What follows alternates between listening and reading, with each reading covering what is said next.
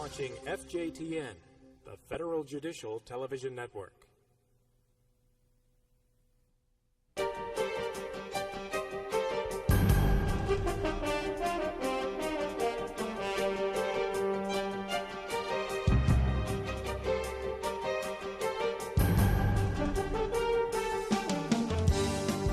The Federal Judicial Center presents Supreme Court 1998-99, The Term in Review, an FJTN program for judges, staff attorneys, and law clerks.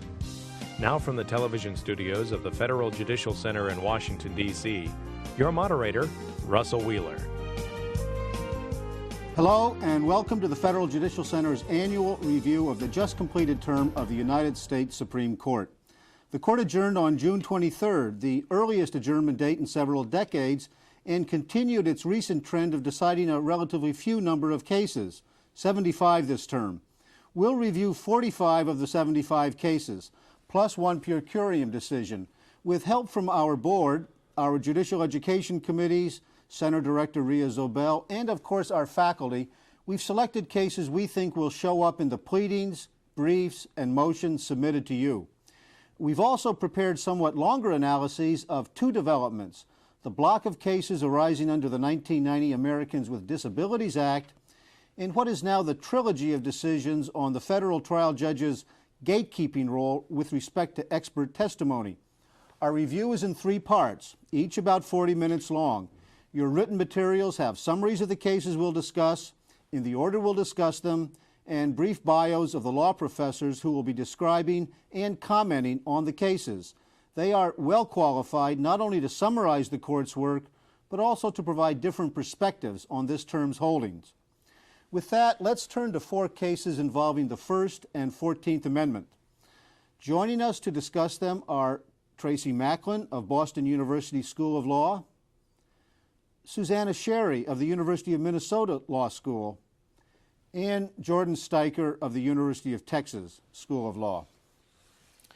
Susanna, this was not a big term for First Amendment cases, but we had an important commercial speech case involving broadcasters in New Orleans who were filed suit against the federal enforcement of a ban on advertising casino gambling, and the court agreed with them. Yes, it did. This was a good news, bad news sort of a case for First Amendment law. The good news is they didn't change any prior doctrine. The bad news is they didn't clarify any prior doctrine either, so the commercial speech area is in some disarray. In this case, federal law prohibited the advertising of casinos, even in states where the casinos themselves were legal, but the ban was riddled with exceptions. There were exceptions for tribal casinos and state-run casinos and lotteries and charitable casinos and on and on. And given all those exceptions, the court decided that it didn't even meet the minimal central Hudson test. That is, it did not materially advance a substantial government purpose. Susanna, what about Posadas? The court there had said that the greater power to abolish casino gambling altogether included the lesser power to regulate this kind of commercial speech. Does that survive this? Probably not. There was some doubt about whether Posadas was good law even before this case, and I think this case makes it clear that it's not, because Justice Stevens wrote, and this was for a majority of 8 justices, he wrote that the power to prohibit or regulate particular conduct does not necessarily include the power to prohibit or regulate speech about that conduct, which rejects, I think, the Posadas principle that you mentioned. So Posadas is gone. I think it probably is.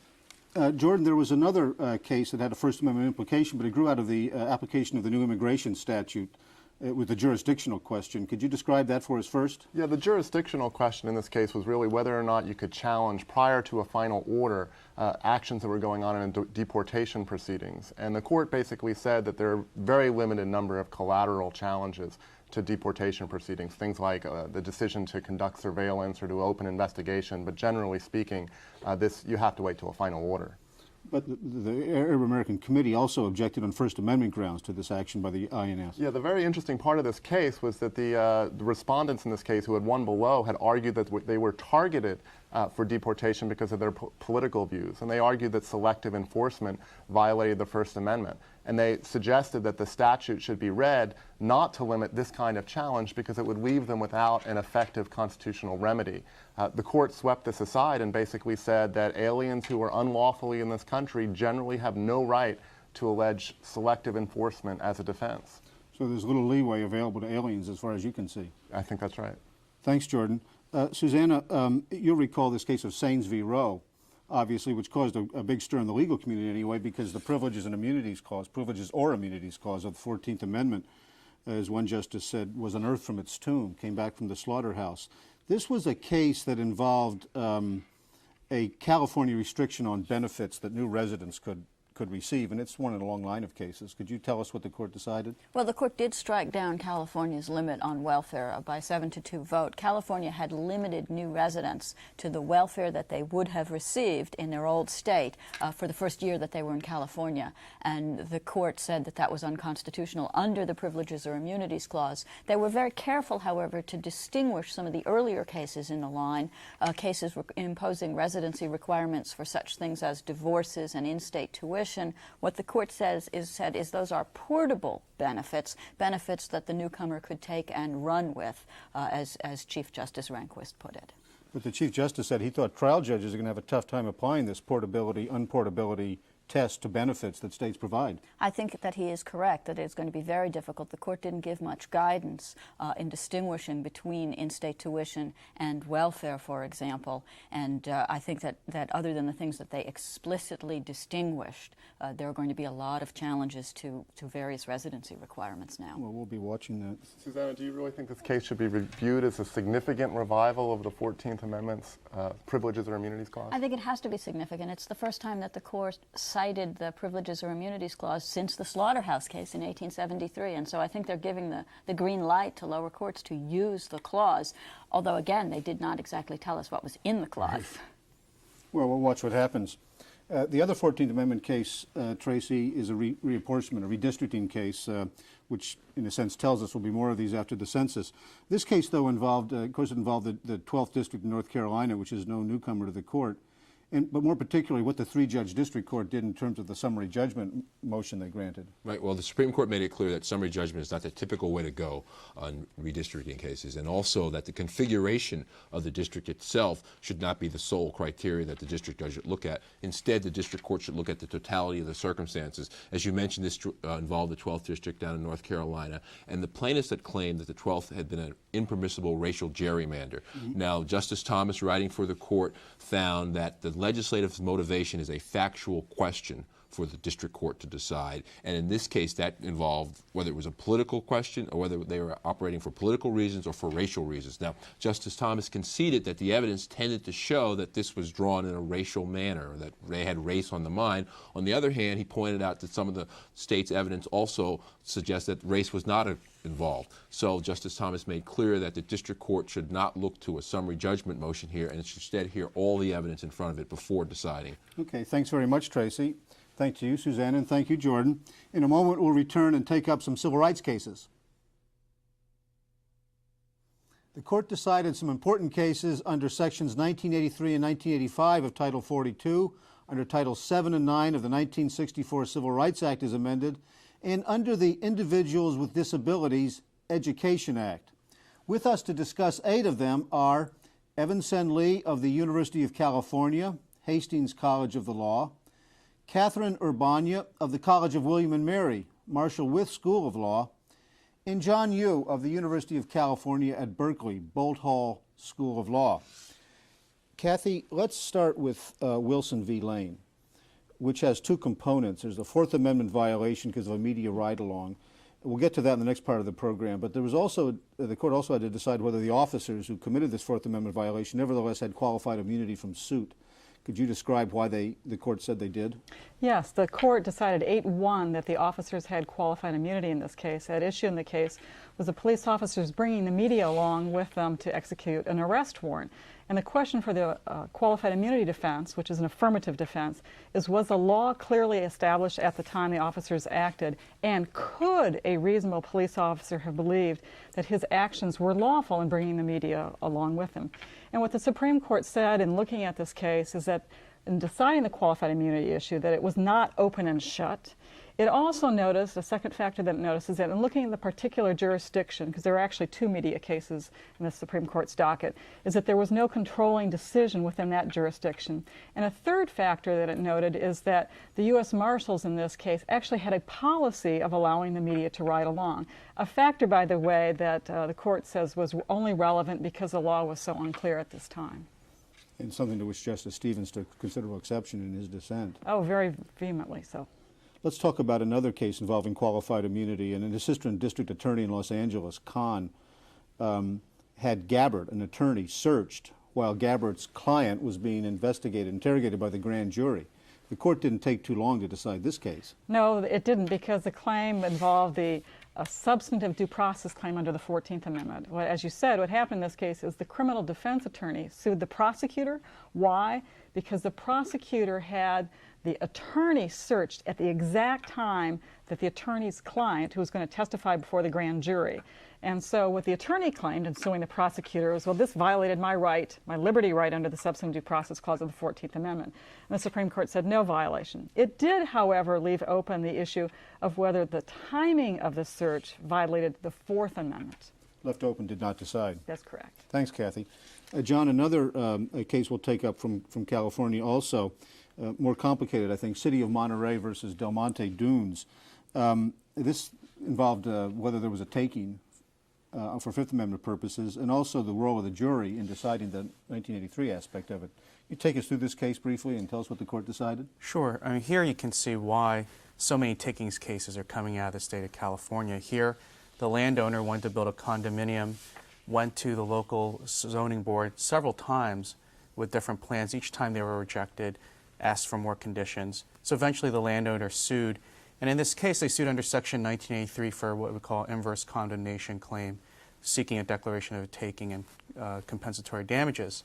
The court here held 5-4, Justice Kennedy writing that a jury gets to make the determination whether a taking has occurred because under Section 1983, there's a tort-like claim being made here. Well, John, you say that a jury is the one to decide whether a taking has occurred. Does that also mean that it's the jury that decides whether the government's proffered justification for the regulation is valid? Because that seems like an odd thing for a jury to decide. And that's exactly what the court did here, and it is very unusual. The court here said that the jury gets to make the determination not just whether taking occurred, but whether the government has a substantial interest behind its land use regulation, which is very unusual because you'll notice, say, for example, in First Amendment law, anytime a government interest comes up, it's the court that gets to make that finding as a matter of law. Here the court says this is a mixed question of fact and law that gets made by a jury.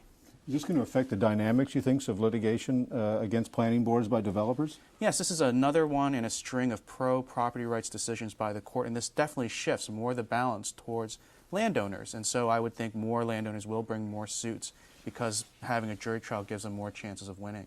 Okay, thanks very much, John. Kathy, Haddle v. Garrison. This was a case not under 1983 of Title 42, but 1985, another codified version of a Reconstruction-era statute. This to protect the judicial process. What do the kind of injury does a plaintiff have to show in a 1985 case, says the court in this case? In this case, it was a very short opinion. The Supreme Court said the plaintiff, in alleging a Section 1985 claim, which is a claim saying is that a conspiracy deprived me of my opportunity to testify before trial, is that you don't have to show a deprivation of a constitutional property interest. What the plaintiff had lost in this particular case was an at-will job, which we would not say is a property interest. But the loss was as a result of attending grand jury proceedings and being willing to testify at trial. Now, the court did leave open two issues. It did not decide whether intimidation under the statute means the force or the threat of force, and it also did not decide the second issue, whether only litigants can bring these claims rather than just witnesses. Presumably we may see that in future litigation. Thanks very much. Evan, I want to turn to Title VII cases. The major case is a suit by Carol Kolstad, who was an attorney with the American Dental Association, who alleged discrimination in a promotion. What did the court say she had to show? She sought punitive damages under Title VII. What did she have to show to get them? Well, basically here the court took the opportunity to set forth a pretty comprehensive set of rules governing when punitive damages are available under Title VII. You recall that the statute makes punitive damages available in situations of malice or reckless indifference. And what the court said in this case was that means that's a subjective test. The question is whether there was a conscious awareness or a conscious appreciation of the risk that Title VII rights were being violated. The court, in so holding, actually set aside or rejected the D.C. Circuit's attempt to superimpose a stricter test, which would have been egregious misconduct. So, Evan, practically speaking, how is this going to affect the availability of punitive damages? I actually think that this is going to be restrictive, but I have to explain that answer. The court did reject the egregious misconduct test, but in doing so, it innovated an equally or perhaps even more strong limitation on punitive damages. As we know in these cases, it's important to hold the employer in because that's the deep pocket. Now, there are a number of different ways that you might do that, but the most far-reaching theory would be agency, the idea that because the employee was acting in the course and scope of employment, that binds the employer to the misdeed, if you will. Well, Justice O'Connor made it clear in this opinion that punitive damages aren't to be awarded on an agency theory as long as the defendant can show that it made good faith efforts to comply with Title VII. So even though agency theory is pretty far-reaching, nonetheless, the court has created an affirmative defense here for situations where the employer can show good faith efforts to comply with Title VII. Somewhat of a barrier, I presume, for plaintiffs. Oh, yes. I would think so.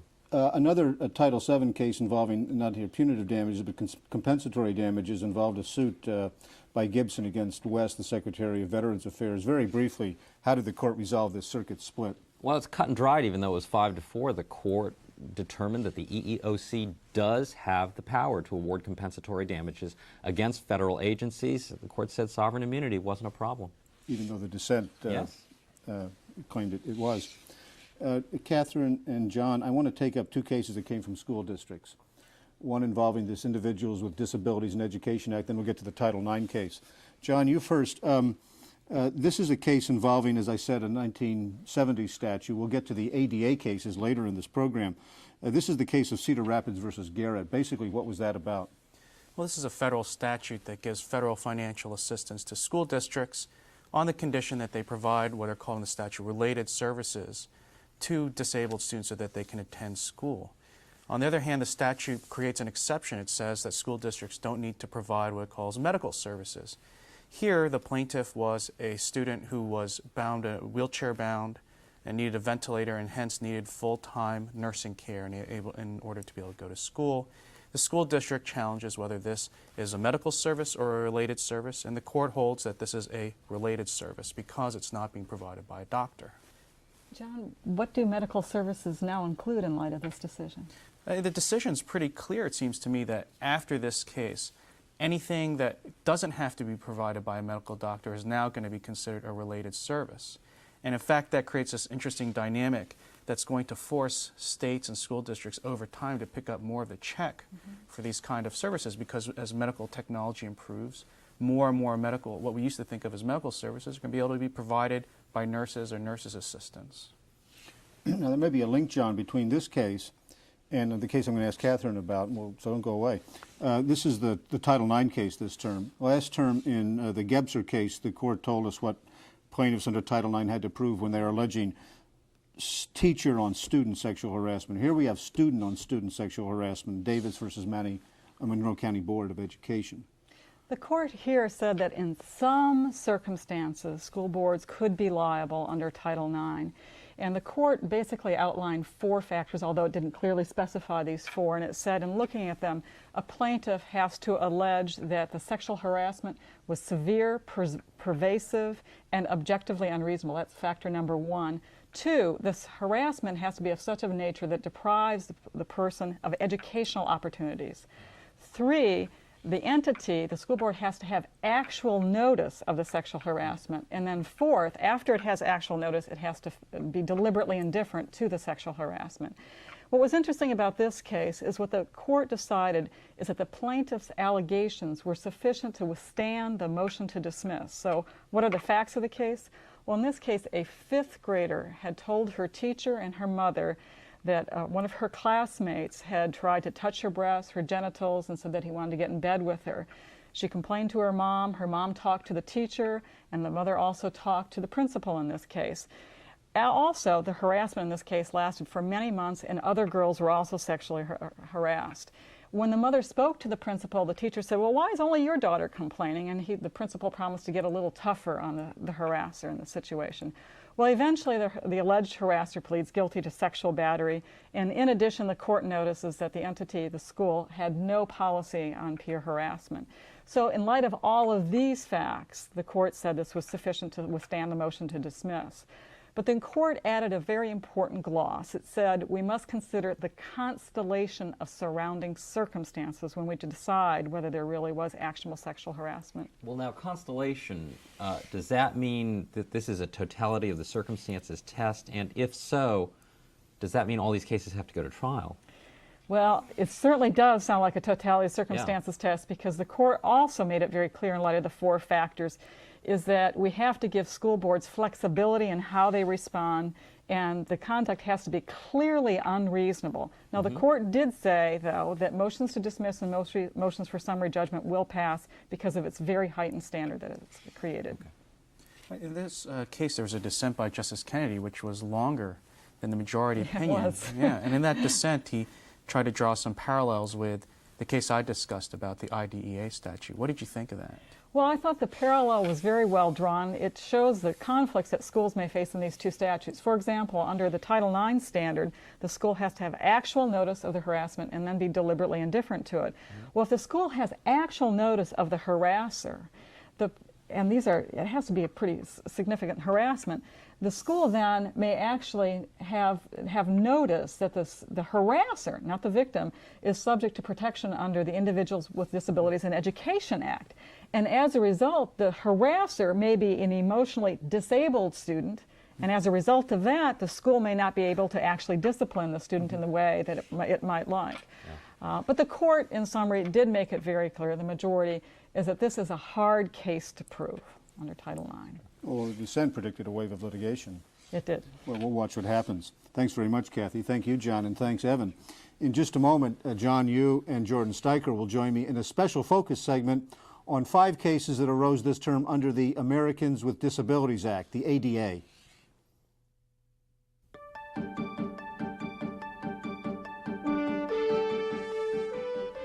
The court this year undertook to resolve some of the major questions that have emerged about the 1990 Americans with Disabilities Act, as applied directly and in conjunction with other statutes.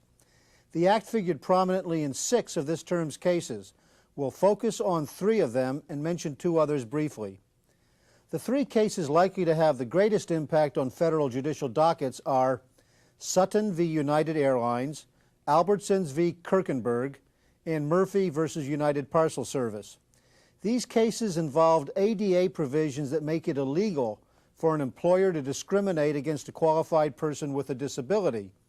The ADA defines disability with respect to an individual as A, a physical or mental impairment that substantially limits one or more of the major life activities of such individual. B, a record of such an impairment, or C, being regarded as having such an impairment.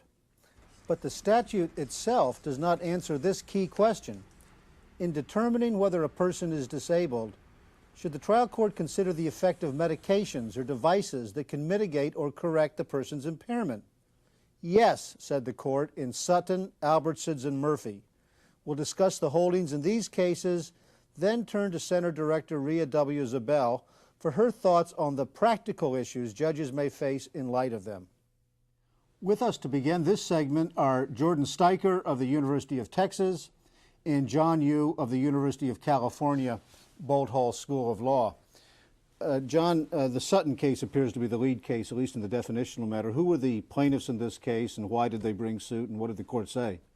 These were the twins who wanted to fly the friendly skies. Twin sisters who both applied to be airline pilots with United Airlines. but they couldn't meet United Airlines' standard for eyesight vision without the use of corrected lenses. With corrective lenses, they could have met the standard.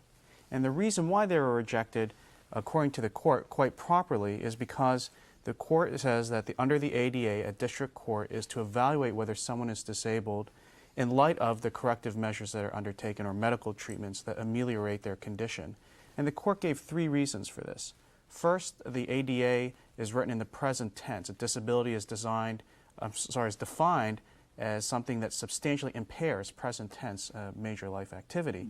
And because it's in the present tense, you look at the person as they are now with the corrective measures.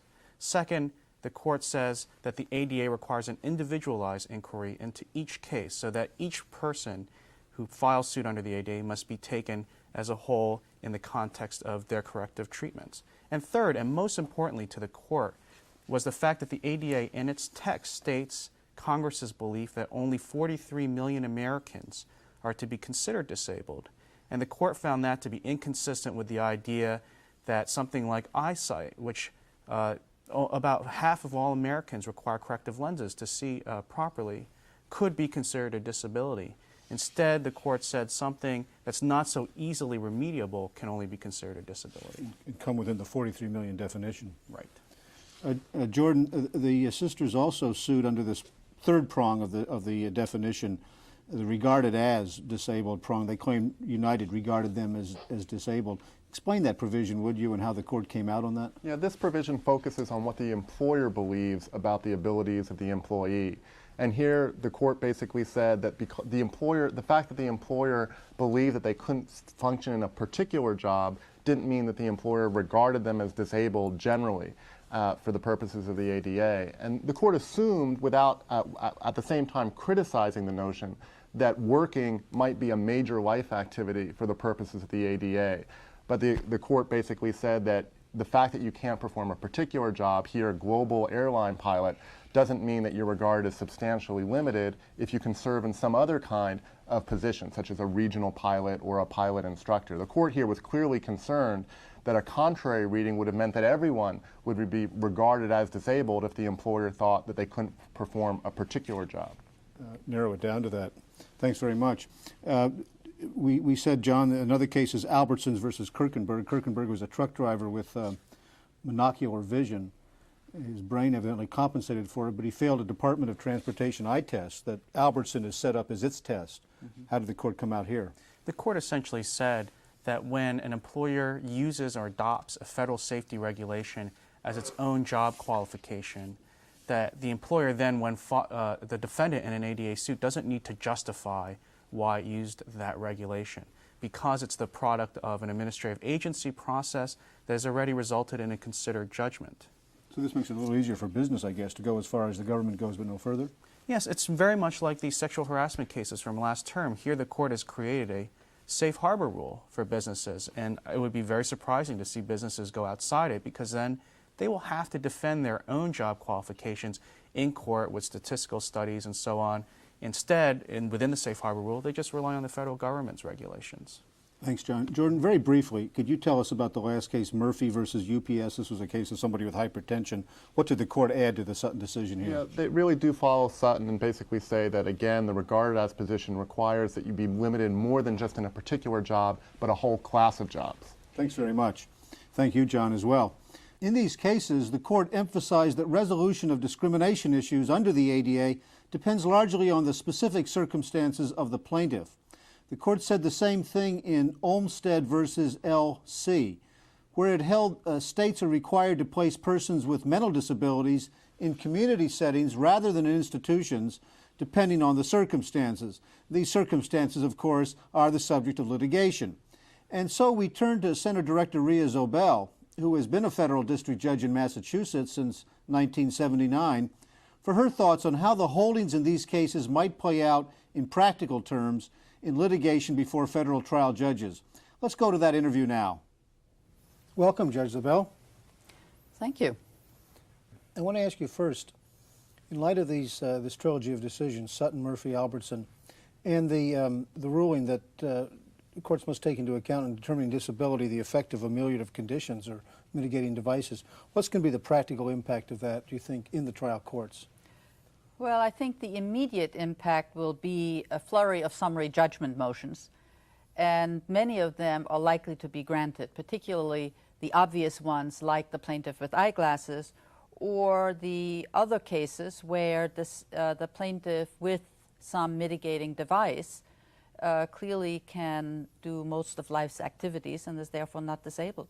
Do you see summary judgment as the method of preferred method throughout, do you think?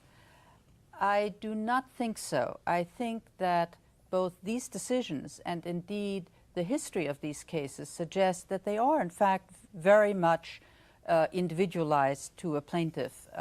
If you look at the cases that the Supreme Court cited to show the split in the circuits, in almost all of them, the district court had granted summary judgment, in part because it read the statute as the Supreme Court now does, but in part because it obviously saw no issues of fact. The courts of appeal reversed, not only because they read the statute differently, but also because in a number of these cases, they discerned unresolved issues of fact that the district court hadn't seen. So now the ground rules, anyway, are clearer both for the district court and the Court of Appeals. I think that's right. It is clear now what the definition of disability is, and that you have to consider this with reference to the mitigating devices, medicines, or whatever, and that in the end it is a highly individualized and fact-intensive inquiry. Could you say a little bit more about what you think the nature of this intense, individualized look is going to constitute in the trial courts? Well, the court in several of these cases gives examples of the sort of thing that I mean. In Sutton, for example, Justice O'Connor refers to the person who uses prosthetic devices or a wheelchair, and she points out that although they assist the person to walk and thus be able to function in society, they may yet be disabled because they can't walk well enough. In Murphy, the plaintiff takes medication for hypertension, and yet the court points out that sometimes the medication itself imposes limitations, sometimes by virtue of negative side effects, and sometimes the medication doesn't do the job in full and the person remains disabled despite the medication. So it's that kind of inquiry. How's that going to play out, do you think, in the real world of the trial courts?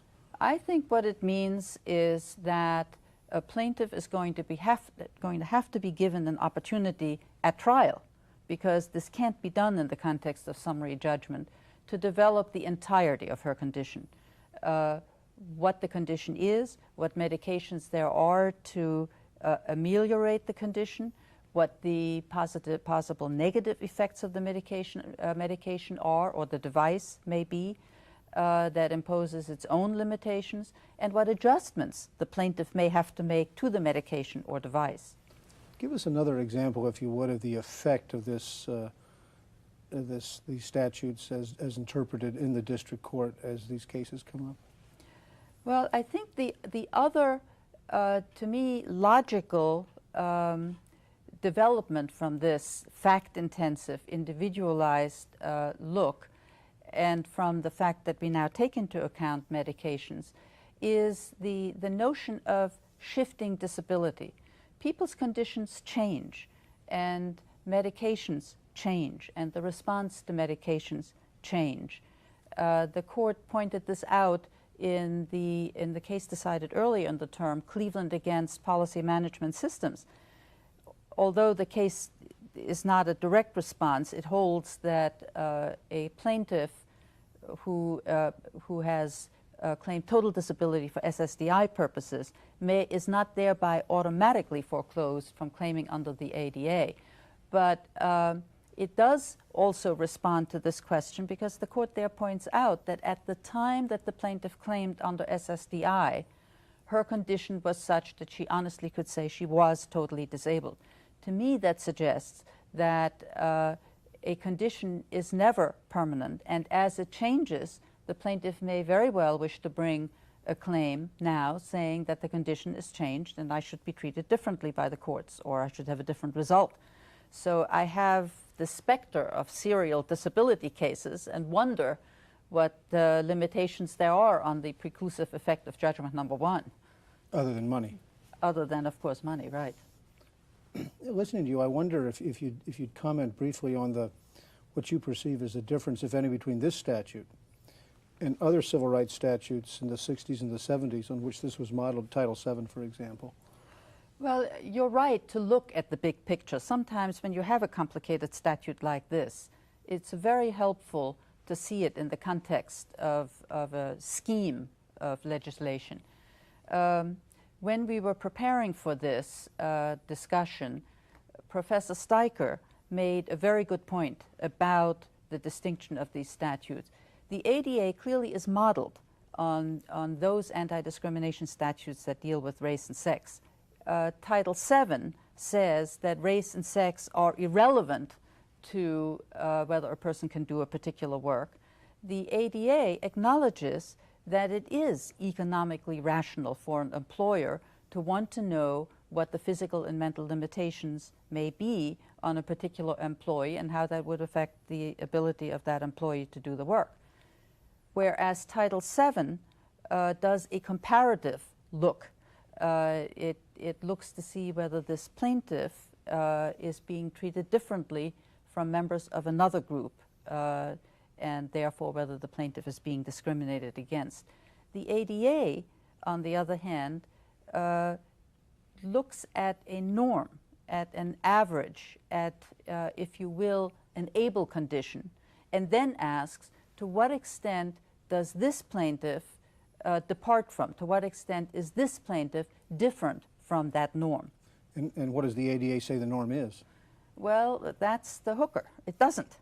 And I think what is going to have to happen is that particularly the district courts will have to determine what that norm is on a case-by-case basis. Which takes us back to the individualized nature of the inquiry in each of these cases. Absolutely. Judge Zabel, thanks very much for coming by. My pleasure. That concludes the first part of our program. We'll take a 5-minute break, then come back and discuss some of the term's decisions in the areas of criminal law and procedure.